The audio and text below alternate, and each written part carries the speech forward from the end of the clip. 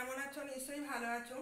আজকে যেহেতু বিশ্বকর্মা পুজো, আজকে আমার ভাবছি একটু রান্নার থেকে একটু বিরতি রেখেছি বলতে আজকে বেশি কিছু রান্না নেই। এখানে করেছি মুসুর ডাল সিদ্ধ করছি, বেগুন পুড়িয়েছি, আর হচ্ছে গাটি কালো জিরে কাঁচা লঙ্কা দিয়ে গাটির তরকারি। একটু কালো জিরে দিয়ে দিচ্ছি। একদম আজকে কি হয়েছে, একটু জ্বর ভাতে জিভে রুচি পাওয়া যাচ্ছে না। তা ভেবেছিলাম ডাক্তারের কাছে যাব, ডাক্তার বন্ধ।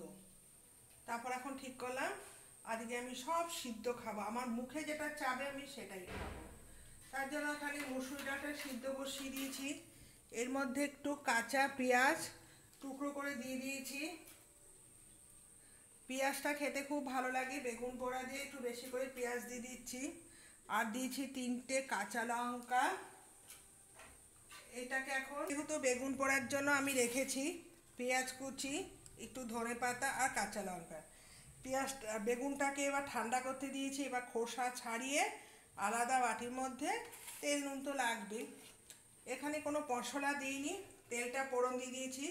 এই যে গাঁটিগুলো টুকরো টুকরো কেটে একদম ধুয়ে পরিষ্কার করে রেখে দিয়েছি। এটা সিদ্ধ করা হয়নি, জলটাকে ছড়িয়ে রেখেছি।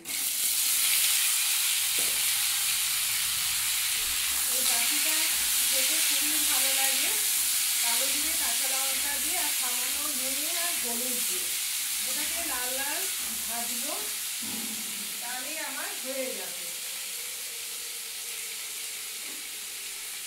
আর এবার নুন আর হলুদটা তো দিতেই হবে, তারপর নুন আর হলুদটা দিয়েই দিই। নুনটা দিলেও নরম হয়ে যাবে।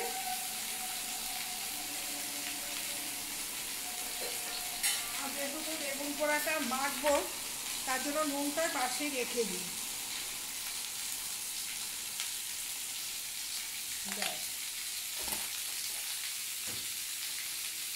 আর এটার মধ্যে একটু হলুদ দিয়ে দিই।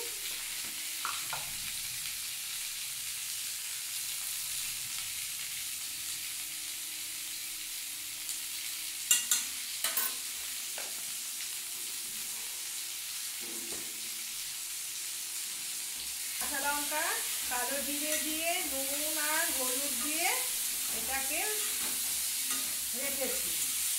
তারপর এটা ভাজা ভাজা হয়ে গেলেই আমার একটু সামান্য একটু জল দেবো, যাতে গাঁটিটা তো মাখো এমনভাবেই জল দিতে হবে গাঁটিটা সিদ্ধ হয়ে যাবে।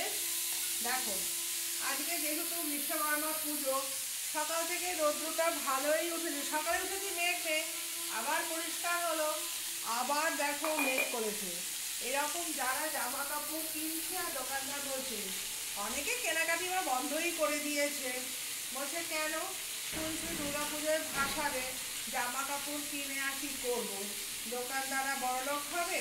আর দোকানদাররা বড়লোক হয় না, এটা ভুল ধারণা। ওরা যে আমাদের পছন্দ মতন জামা কাপড় যে বিভিন্ন প্রান্তের থেকে আনছে, আমরা সেগুলো কেউ তো এখন ঘরে বসে অনলাইনে শপিং করছে। ভালো ভালো বাচ্চা কাচ্চাদের জামা কাপড় দেখছি সত্যি খুব ভালো। দোকানে যদি যাই হয়তো 2-3 পিস দেখাবে, পছন্দ হবে না, তখন অনেকেই এবার অনলাইনে শপিং থাকছে।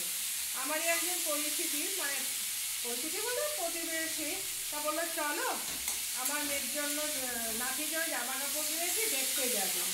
তখন আমি আবার গেলাম, সত্যি জামা কাপড়গুলো দেখে এত পছন্দ হয়েছে। একবার ভাবছি মেয়ের জন্য একটা অর্ডার দিই, কিন্তু আমার মেয়ে তো লম্বা, কিন্তু ওর জামা কাপড়গুলো যদি ছোট হয়ে যায়, অনেকে বলছে রিটার্ন দিলে ভালো আসে না, যেটা পছন্দ করি সেটা আসে না। এই শুনে আমি তখন একে এসে বললাম মা, ও তখন বললো না মা, আমি যা আছে আমি এখান থেকেই কিনবো, একদিনে না হোক 2-3 দিন যাবো, যখন তুমি পয়সাটা আমাকে রেখে দিও, আমার যখন পছন্দ হবে আমি তখন কিনবো। ভালো কথা, ওর পছন্দ। জামা কাপড়গুলো শাড়িগুলো দেখলে খুবই পছন্দ, এবং দামটা যে খুব যে একটা বেশি তাও না, কিন্তু দোকানের থেকে আমার মনে হয় হাফ দামে জামা কাপড় পাওয়া যাচ্ছে। কেউ মিশো থেকে কিনছে, মিশোর অ্যাপে বেশি চলছে। যার জামা কাপড় দেখতে গেছে ও মিশোর থেকে নিয়েছে। আমিও দুটো শাড়ি সিলেক্ট করেছি, কিন্তু না তারপরে আর নিলাম না। তারপর আবার যদি আমিও লম্বা, যদি 12 হাত শাড়িটা না থাকে, যদি 10 হাত থাকে, এই ভয়ে ভয়ে না আর মিশো থেকে শাড়ি কিনিনি। যাই হোক, এখন কিনিনি। এখন সত্যি দোকানদারগুলি গেলে না, এরা জামা কাপড় দেখাতে চায় না, খিটির মিটির করে। তারপর দোকানদারকে বললাম, আমরা এসেছি আপনার দোকানে জামা কাপড় কিনতে, আপনার মেজাজটা তো খিটখিটে কেন? পছন্দ হলে নেব, পছন্দ না হলে আর পাশের দোকানে যাব। এই জন্য না লোকালে কখনো জামা কাপড় কিনতে নেই। লোকালে গেলে না নিজেকে ছোট মনে হয়। এর থেকে যদি একটু দূরে যাই, তাও মানে 10টা 5টা দোকান। আর এখন তো শপিং মল হয়ে গেছে, সামানে টানিয়ে রেখেছে, কিনছে, রাখছে, ধরছে। তা শপিং মলে জামা কাপড়গুলোও খুব একটা পছন্দ হচ্ছে না। এখন সবারই একটাই কথা, অনলাইনে আমি 10টা জিনিস প্রত্যেক দিন সকাল থেকে রাত পর্যন্ত যখন একটু টাইম পাই অনলাইনে একটু দেখে নিই, পছন্দ হলে সাইজ কিনে নিই। কিন্তু বাচ্চাদের জামাগুলো এত সুন্দর হয়েছে। আর দুটো একজন শাড়ি নিয়েছে তার মেয়েকে বা তার অন্যান্য আত্মীয় স্বজনকে দেবে, এত সুন্দর শাড়িটা কি বলবো। দাম যে খুব বেশি তাও না, যাই হোক হাতে নিলে তো বোঝা যায় কোনটা কি দাম। দামের কথা না বলাই ভালো, যার যেরকম দাম সে সেই দামেই কিনবে। ভালো লাগলো। তাই বলছি, এই যে বৃষ্টি আসছে, বৃষ্টির মধ্যে কে যাবে রাস্তায় নতুন শাড়ি পরে, কি কাদা মাখতে যাবে? এখন তো মাটি কাদির অভাব। আর এই জুতো, নতুন জুতো, নতুন শাড়ি পরে বেরোনো যে কি কষ্টদায়ক। কিনে কি জল দিয়ে ধুবে? এই চলছে। যাই হোক, এবার বেগুনটাকে আগে ছুলে নিই। ছুলে নিয়ে তারপরে এটাকে চান করাতে হবে। বেগুনটাকে আমি একটু ঠান্ডা করতে দিয়েছি। আর কি সুন্দর পোড়াটা হয়েছে দেখো, হাতে ধরতে ধরতেই খোসাগুলি উঠে আছে। এই বেগুন পোড়া খেতে, এখন এরপরে শীত এসে যাবে। আর বাজারে এই যে এখন ছোট ছোট বেগুন, এরপরে এই বেগুনগুলো এত বড় বড় সাইজ হবে কি বলবো। আর এটা একদম গরম গরম, অনেকে আছে পুড়িয়ে 2-3 দিন ফ্রিজে রেখে দেয় খায়। আর আমি এগুলো তোমাদের তো শরীর খারাপ করবে, কিছু আর উত্তর দেয় না। আমি যেদিন মনে মনে ভাবি যেদিন শরীর খারাপ হবে সেদিন বুঝবে।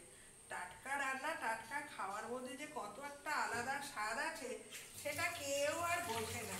মনে হয় কি শরীরটাকে বাঁচালাম, কালকে হয়তো বিশ্রাম নেব। এই বিশ্রামের থেকে যখন সারা জীবনে যখন বিশ্রাম ফেলে দেবে, তার কথা কে ভাববে বলো? যাই হোক, বেগুনটা কি সুন্দর খোসা ছাড়িয়ে আমি তুলে নিলাম। এইবার আমি কি করলাম, এখান থেকে যেহেতু চিড়ে দিয়েছি, বেগুনটার মধ্যে পোকা আছে কিনা সেটাও তো আমাকে দেখতে হবে। কিন্তু একদিন পোকা বেগুন আমি এভাবে না চিড়ে দেখে দিয়েছি, ওরে বাবা, দুটো পোকা দেখি এখানে লম্বা হয়ে শুয়ে আছে। তাপে ওরা মরে গেছে, আর কি বলবো। তাপ দিলে যাই হোক, সব দোকানদারা কি সুন্দর বোঝে। আমি যদি, তোমরা তো বোঝো কি করে বেগুনটা পোকা হবে না না? যাই হোক, দেখো কি সুন্দর সিদ্ধ হয়েছে, দুটো খণ্ড করে গেছি। এইবার এখানে নুন দিয়ে দিয়েছি। এবার এটাকে এখান থেকে রেখে দিলাম। এখানে ধনে পাতা দিয়ে দিলাম, কাঁচা লঙ্কা দিয়ে দেব, আর পেঁয়াজের পরিমাণটা একটু বেশি দিয়েছি। আমার পেঁয়াজ খেতে এত ভালো লাগে কি বলবো। একটা কথা তোমাদের কাছে কথা না বলে জানো, একটা মানুষ আছে এত অন্তরে মানে বিষ, মুখে কি মিষ্টি, তুমি কখনো এদের ধরতেই পারবে না। কিন্তু এখন একটা কথাই তোমাদের বলে দিচ্ছি, যারা বেশি মিষ্টি কথা বলে তাদের সাথে একটু বুঝে শুনে কথা বলাটা ভালো। ওই মিষ্টি কথা দিয়ে তোমাকে মানে বিষধর সাপের মধ্যে ছোবল দিয়ে তোমাকে কোথা থেকে বের করে দেবে, সারা জীবন দেওয়ালে কি পাথরে মাথা ঠেকলেও কোনো লাভ হবে না। আগে থেকে সচেতন হয়ে পড়ো। মিষ্টি মুখে কিন্তু মানুষ আর করে নেয়। যখন তুমি বিপদে, তার জন্য একটু সর্ষের তেল দিয়ে দিয়েছি, ব্যাস। সর্ষের তেল দিয়ে বেগুনটাকে মেখে নিয়েছি, দেখো কি সুন্দর। তাই বলছি, যারা বেশি মিষ্টি কথা বলে, এখন তো মানুষ এমনি কথা বলা কমিয়ে দিয়েছে। যারা ঠকেছে তারাই জানে বাস্তব জীবনটা যে কত কঠিন।